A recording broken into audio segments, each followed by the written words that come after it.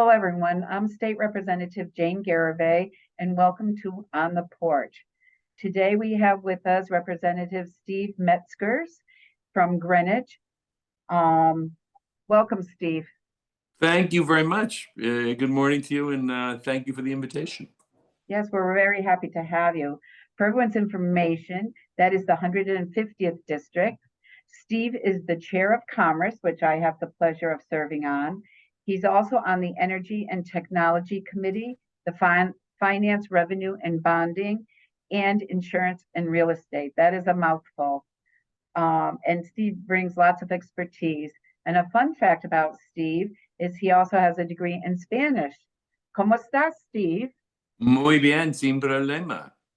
Okay, bueno. So it's a lot of fun. So what's going on in commerce? What are some of your priorities, Steve? You know, this is my first session in commerce, so it's an interesting committee because principally it's been an agency that kind of works fist in glove with the Department of Economic Community Development up until now. And what I'm looking for as I find my footing and my voice as chair is to see how we can help better to coordinate issues of commerce for the state. So some of that is without encroaching on education or labor, is to figure out how we can do workforce training and capacitation in the state, because what the governor runs around the state saying continuously is there's 100,000 jobs that need to be filled.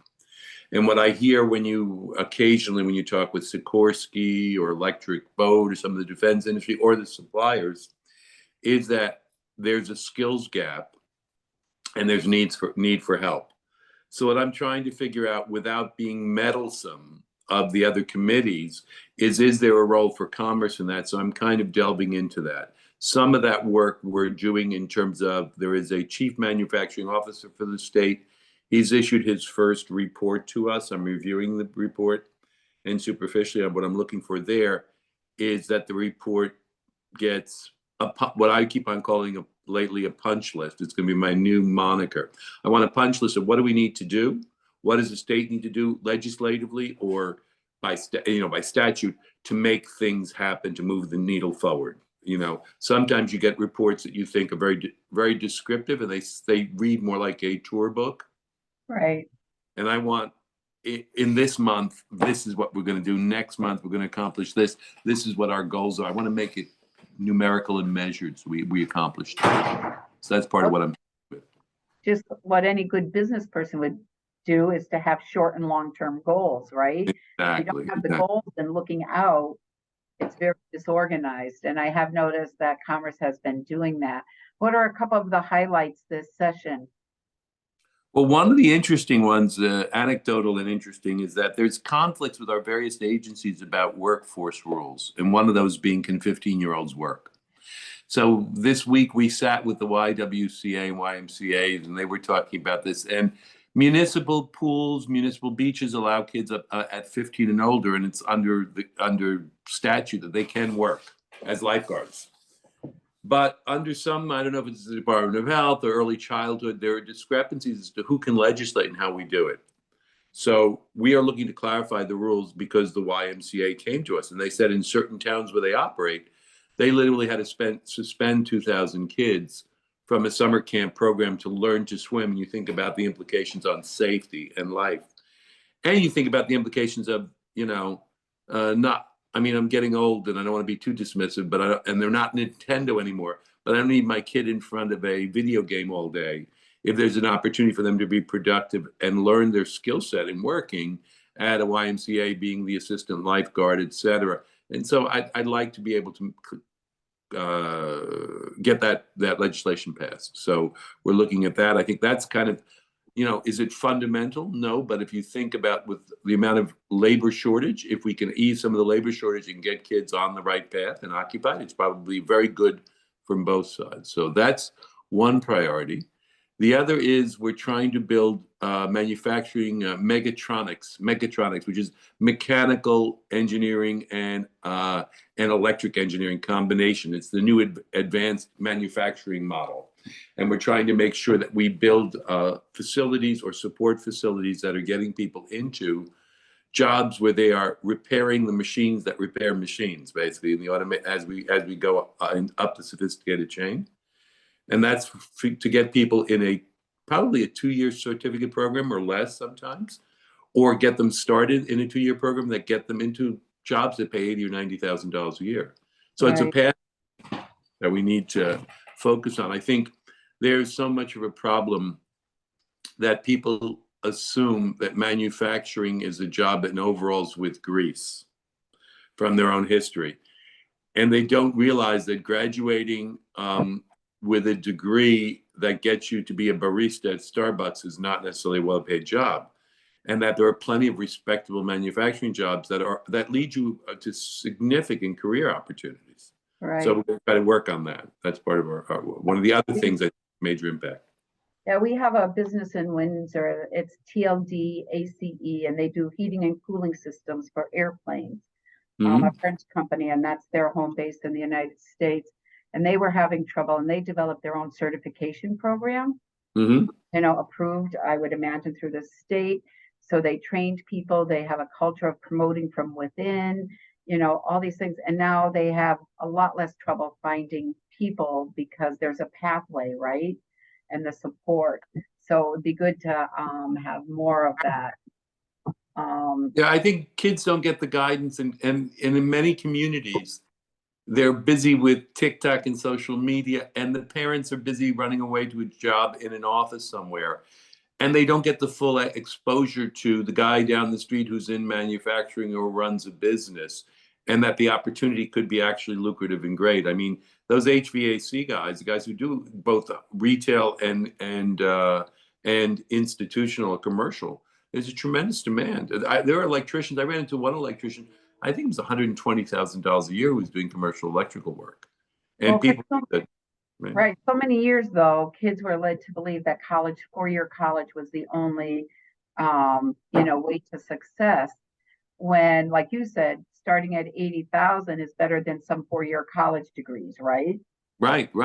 And I'm not disparaging the intellectual efforts you make in college and what you learn, but if you're also trying to do it as a career, the question becomes, can you do them? Should you be focused on something that's got you a substantive income as well as the great books?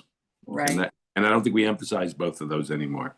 That you have a choice, right? That there's different choices for different people. Right. And yes, it's not to discourage the 4-year college degree or a master's or a doctorate, right? But for those choices to be there. So what are some of the challenges you found being a new chairperson this year? And you're in your 5th year like I am, right? Yes. So I'm a quick study, and I've worked in a lot of different pieces in the banking industry and finance for years.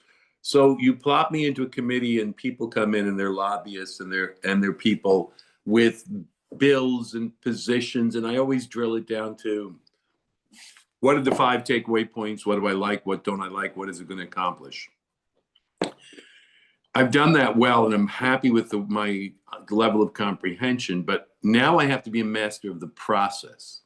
And the biggest stress is that, did I pay attention to the order of the speakers? Did I pay attention to the 3-minute rule? Did I pay attention to the order of when does the bill have to be screened, raised, voted out of committee, and sent to the floor?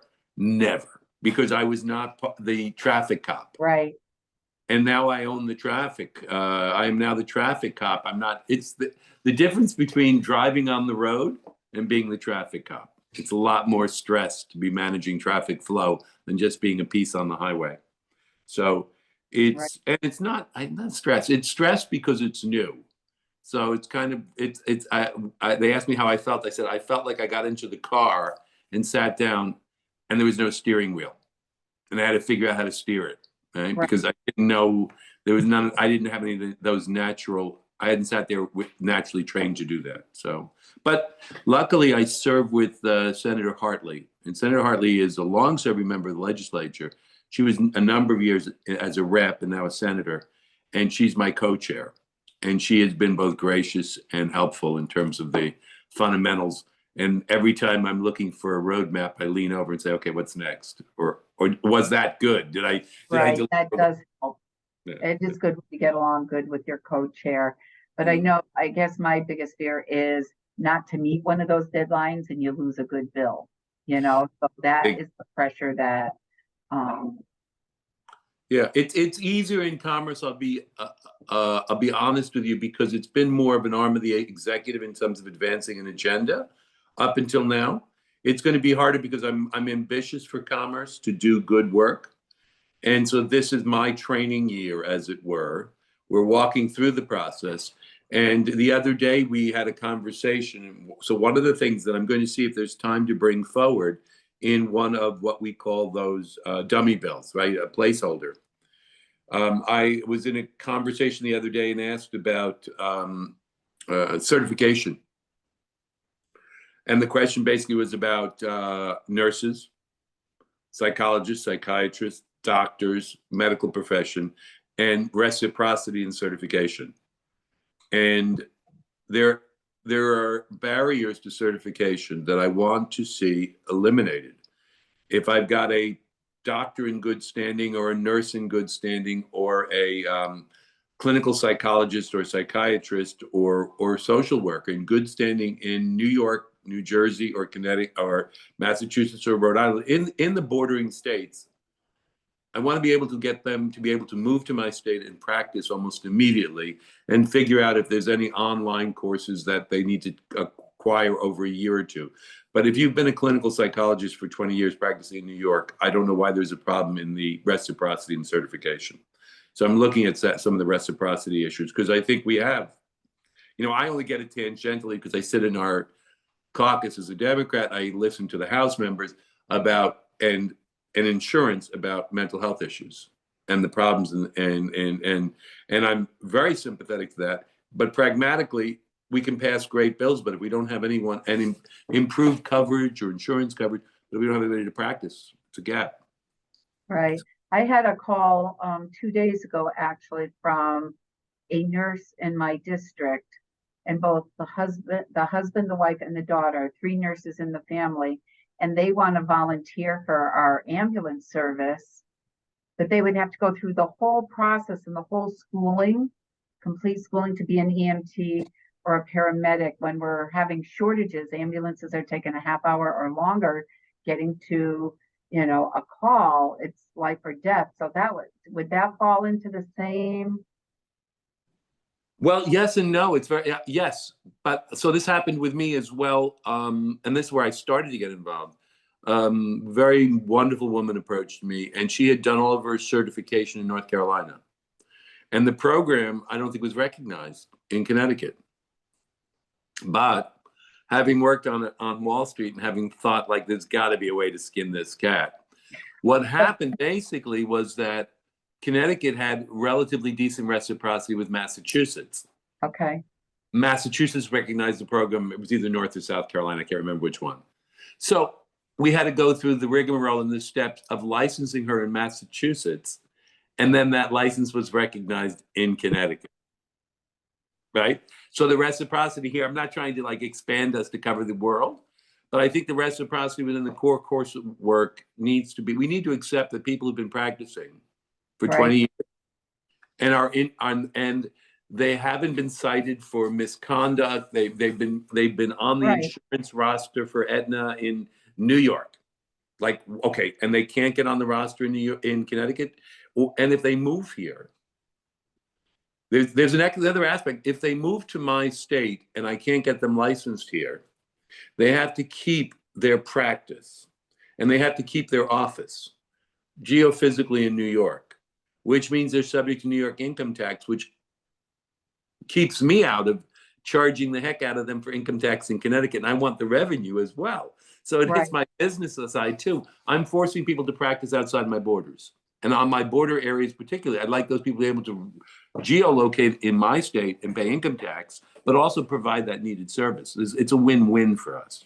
That's what I'm looking at. And that may go for education as well. I was told that it's very hard to get recertified if you've been teaching for 5 or 10 years in a private school. and to get validation and credit for your private school educational experience in terms of certification in public schools. Now, I don't know if I can get there if that's overreach for commerce. So I have to be careful. I don't want to be yelled at by the education committee. But these are the types of things I'm thinking about. We need to create some fluidity from the workforce. And we're getting a lot of people coming to the state. Can they practice their profession in the state? And the answer should be yes. And particularly if it's a profession that there's a shortage of. Right, right.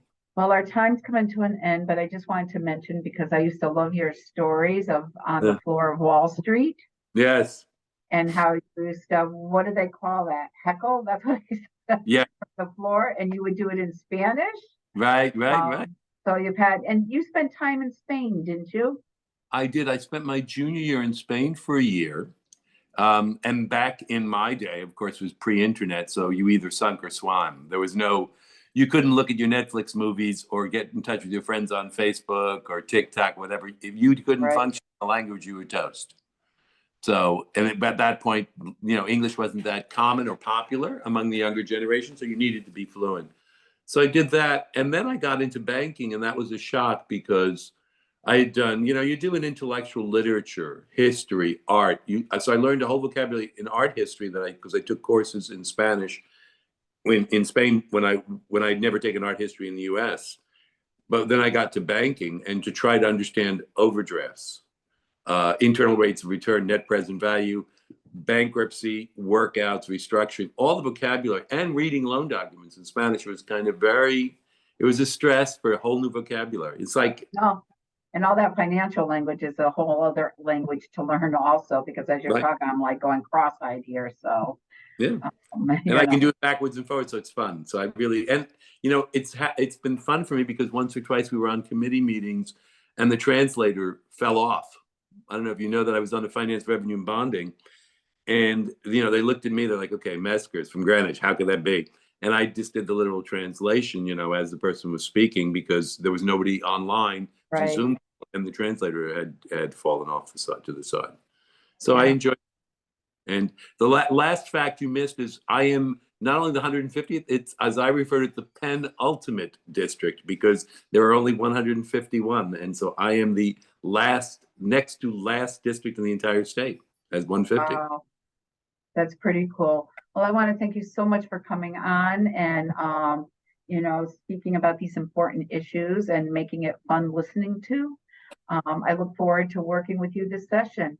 Serving has been a pleasure, and what you bring to the table and your effort and your concern, there's a number of times I've spoken to you and that I've learned so much from you. And so I'm grateful. And you're right, I miss not sitting next to you as well. It was wonderful in the assembly. It was fun from that back view. So anyways, but I look forward to working with you, Steve. Have a great day. Thank you, Jane. Take care. Thank you.